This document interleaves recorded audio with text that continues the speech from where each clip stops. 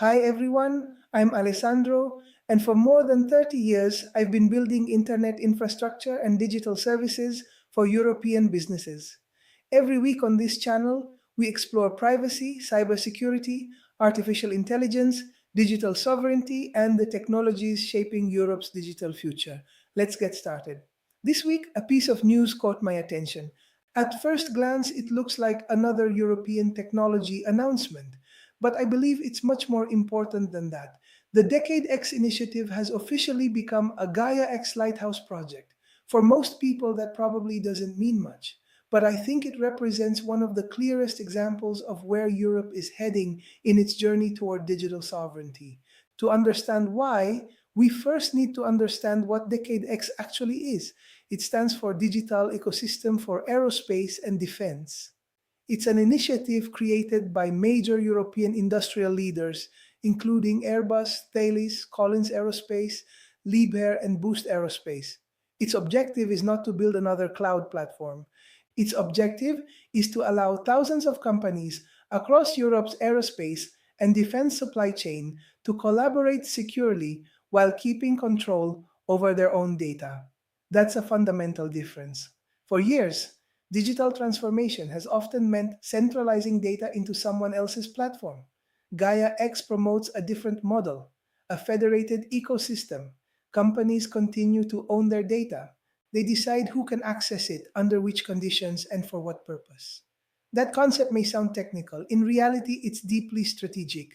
Modern defense systems are no longer built by a single company. They're built by thousands of suppliers spread across multiple countries. Design files, maintenance information, production data, digital twins, artificial intelligence models.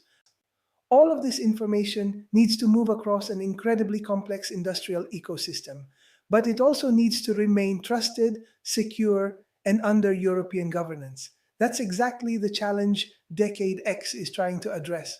And I think that's why becoming a Gaia X Lighthouse project matters. It isn't simply a badge, it's recognition that the project aligns with European principles such as interoperability, transparency, trust, and data sovereignty. Now, here's the part I find most interesting.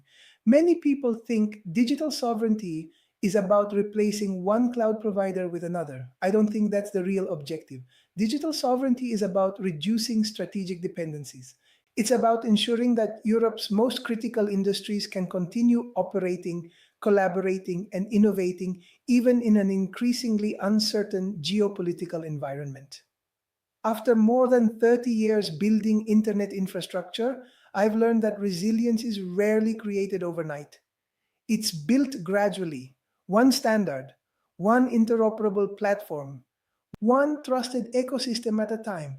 That's why I believe projects like Decade X deserve attention, not because they solve every problem, they don't, but because they represent a change in mindset. Instead of asking, which technology should we buy?